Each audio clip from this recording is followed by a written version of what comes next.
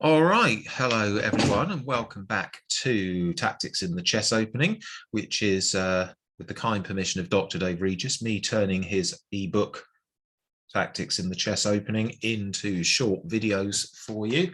And we've been through various things so far. We've looked at, what have we looked at? We've had e4, e5, knight f3, knight c6 we've looked at, and a quick d4, quick bishop c4, maybe a bit of c3 thrown in.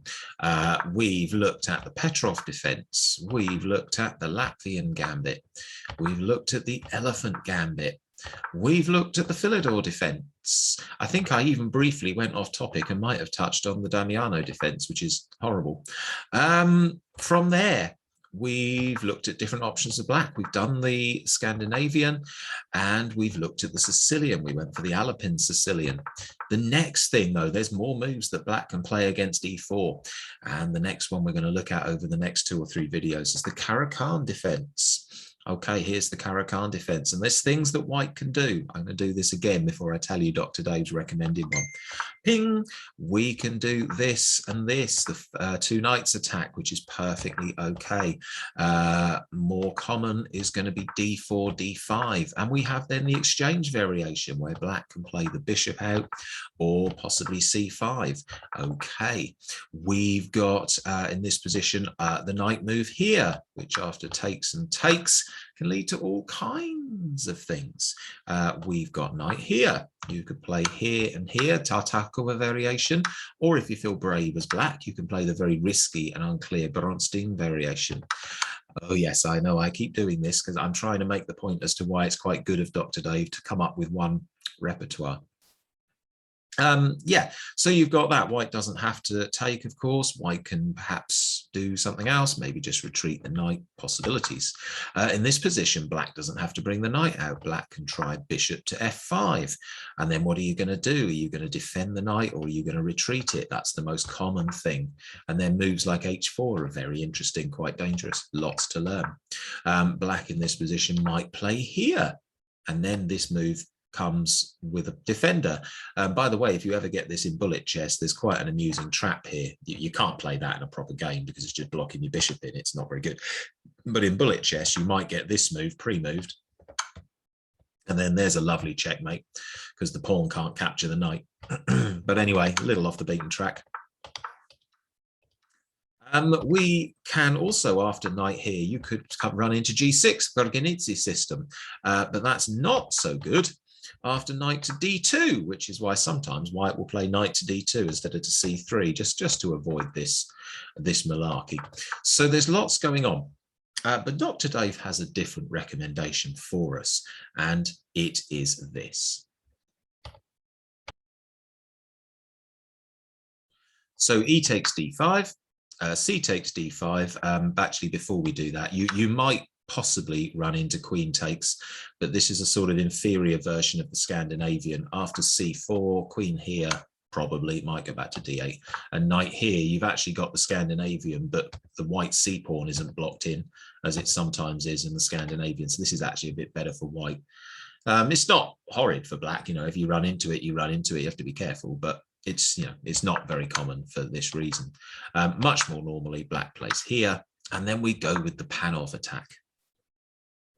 And this fits in very nicely with a lot of Dr. Dave's themes, which I guess is why he's picked it, with the idea of the isolated queen's pawn. And what on earth am I talking about? Well, let's just say, I don't know, black moves. This actually happens in one of the games. And this now is what's called the isolated queen's pawn. So it's a nice presence in the center of the board. It controls some nice squares. It's lots of room around it. Isn't there for white to put pieces, to attack. You know, it's good. There's the possibility of advancing the thing. You've got these half open files in the middle of the board that you can put rooks on. So all very, very positive. The downside is because it can't be defended by pawns, once pieces start to get swapped off, it can become an endgame weakness. So quite double-edged, quite risky. And that's the theme for a lot of these openings from Dr. Dave is the be aware that you might need to play the isolated queen's pawn position. So let's look at 3 games today. I think there's 11 Caro Kann games in the book. So I think I'm going to do 3 here and then 2 lots of 4. And so we're starting in a tournament in Malta from 1980. Rantanen versus Bellon Lopez. Okay, here we go. So e4, c6. d4, d5, takes, c4, and in this game there's other options for black, but in this game knight f6 is played. Sensible development from white, sensible development from black. If you've not seen these videos before, I usually hide the lines from the computer, but we do have the bar on the left and it's saying what you'd expect from an opening, plus very, not very much for white, which is about what you'd expect from an opening. So we've had knight to c6, we've got knight to f3, so the knights have come out, black develops the bishop, and white decides it's time to create the isolated queen's pawn with a capture. Black captures back, queen to b3, so one of the themes of the isolated queen's pawn will often be this square. Can black stop white pushing it? You'll see there's already 2 white pieces here. Trying to do just that. But in this particular position, black decides to mess up the white pawns. So this is just the horriblest, is that a word? Is it most horrible? Horriblest pawn structure you'll ever see.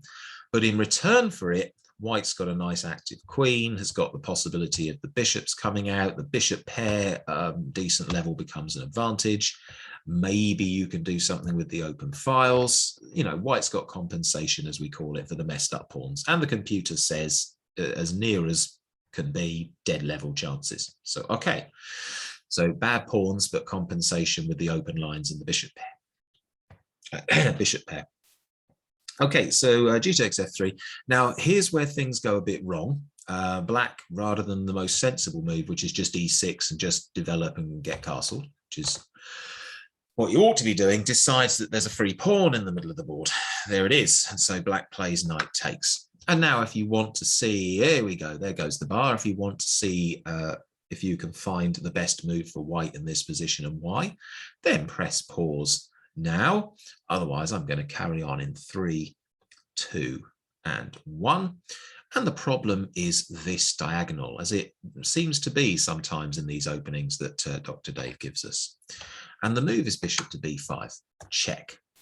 So you can't really just put this knight in the way, because queen takes knight, queen takes queen, knight takes queen, you've lost a piece. So actually you probably could, when you see the best option, you probably have to do that, as it turns out. And you can't put the queen in the way, because obviously bishop takes queen. It's just silly. So black played knight takes and queen takes check. We're back on this diagonal again, and this time there is only one legal move, which is queen here.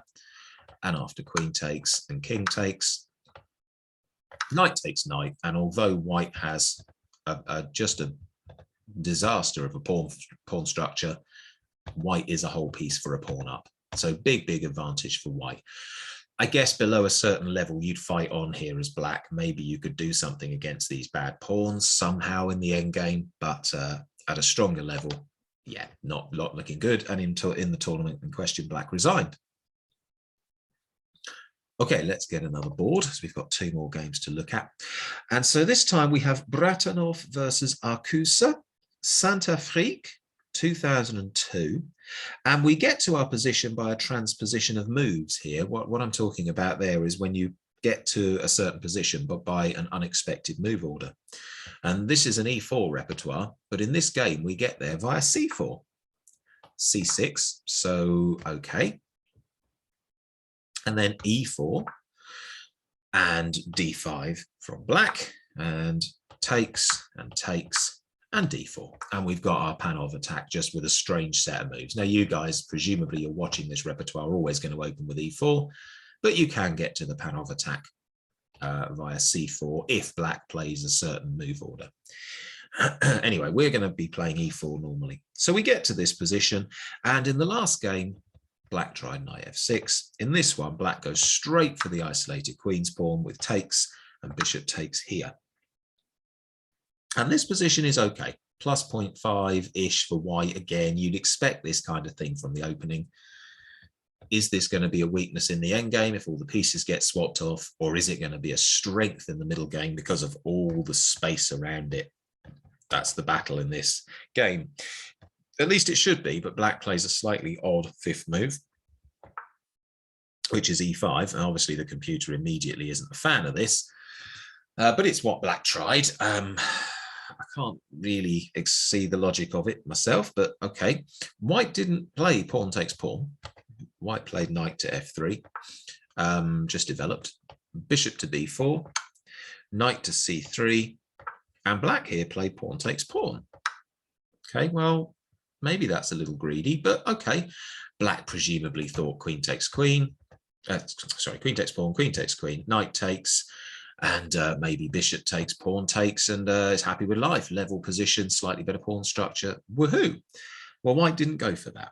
White ignored the attack on the knight and went castles.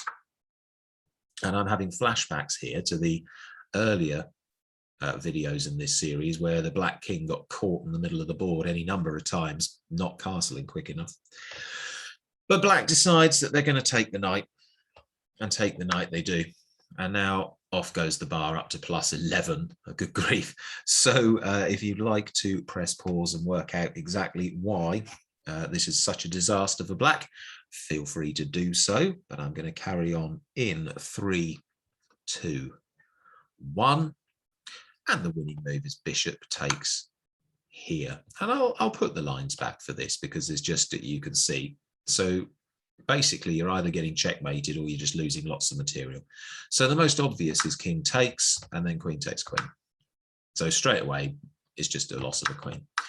But if black wants to, black can stay within range. Black can try king to e7, so maintaining a defense on the queen. But then here it comes, the rook on the open file in the middle of the board. And what are you going to do? You can't block because the rook will just take anyway. Whatever you do, you're losing your queen. And if you go king here, well, we just go queen takes queen anyway. So rather a big ouch.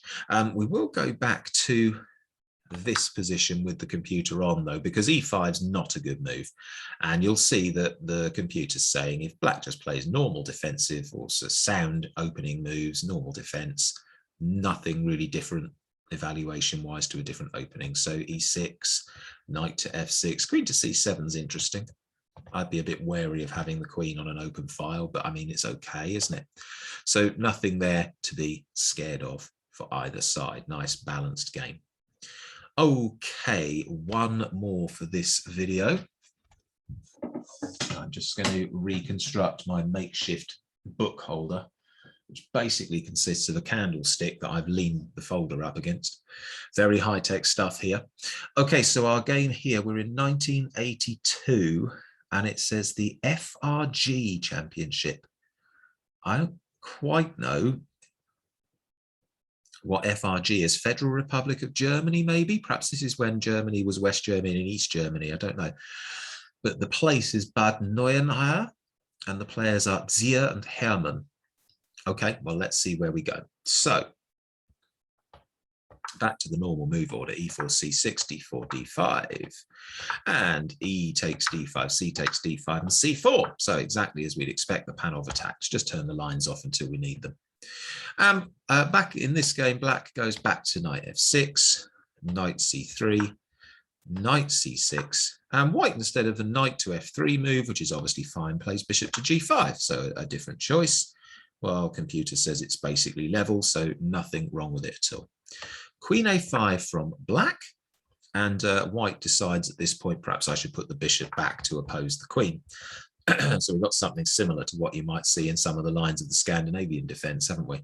Interestingly, there are some similarities between the Scandinavian and the Caro Kann, but not in this variation.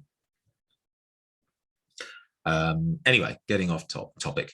Pawn takes and bishop takes. So we've once again got the isolated queen's pawn. And once again, the player of the black pieces goes for the pawn. But it's what's called poisoned.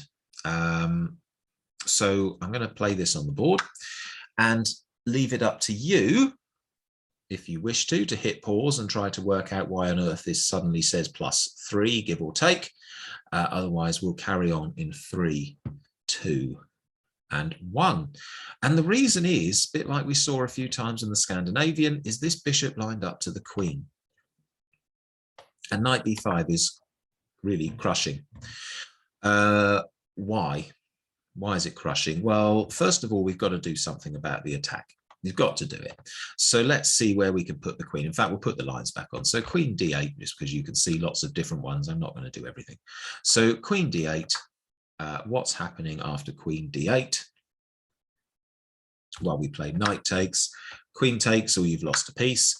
Queen to a4. Excuse me. Now, if bishop goes to d7, you run into nastiness. Bishop takes f7, king takes with check, and you've uncovered an attack on the queen, so you win a queen. So bishop d7 isn't going to do it. If instead you put the queen in the way, you're going to run into bishop here, and then there's no way to save the queen from the bishop pin. I think there was one other option after queen to a5. Yeah, you can try king to d8, but then what do we get? We get bishop here, check. The king's got no actual moves, but if this, well, then you have an unexpected move because you think it's all about the queens and bishops, but you then have rook to d1 and another way that black is a queen down.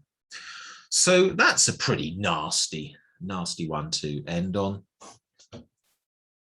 for this video, and I will be back fairly shortly with another 4 games in the Caro Kann Panov attack. Hope that was useful so far, and thanks for watching.